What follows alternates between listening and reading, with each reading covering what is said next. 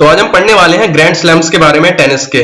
ठीक है, तो इसमें हम देखते हैं पिछले साल 2021 के विनर्स देखेंगे और 2022 में सिर्फ ऑस्ट्रेलियन ओपन हुआ है तो इसके बारे में देखेंगे।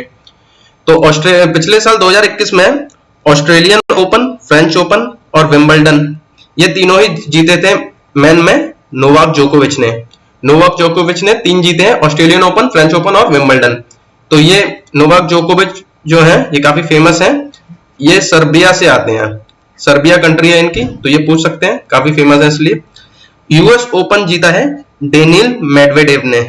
ठीक है, वुमेन में कौन कौन जीता है? तो वुमेन में ऑस्ट्रेलियन ओपन जीता है नाओमी ओसाका ने, फ्रेंच ओपन जीता है बारबरा क्रेजिकोवा ने, विंबलडन जीता है एशली बार्टी ने, यूएस ओपन जीता है एमा राडुकानो ने।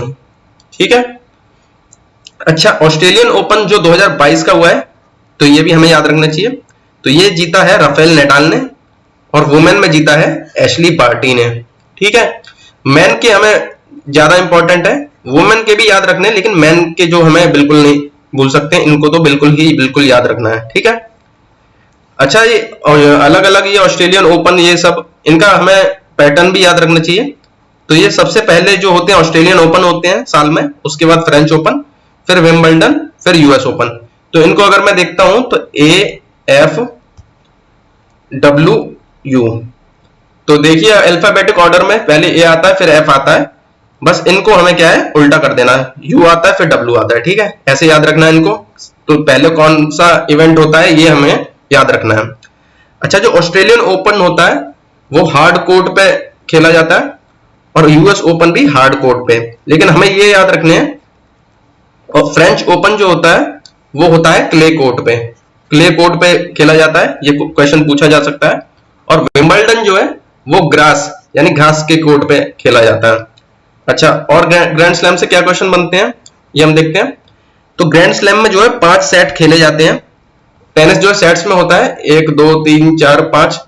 तो नॉर्मल जो टेनिस के टूर्नामेंट होते हैं उनमें 3 सेट होते हैं, हमारे 3 सेट होते हैं नॉर्मल टूर्नामेंट में, लेकिन ग्रैंड स्लैम, इसको ग्रैंड मतलब बड़ा, तो ग्रैंड स्लैम्स में हमारे कितने 5 सेट होते हैं।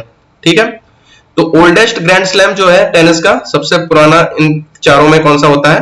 वो विंबलडन है। ठीक है, अगला क्वेश्चन बनता है हमारा, किंग ऑफ क्ले किसे कहते हैं? किंग ऑफ क्ले कहते हैं राफेल नडाल को, जो कि स्पेन के हैं।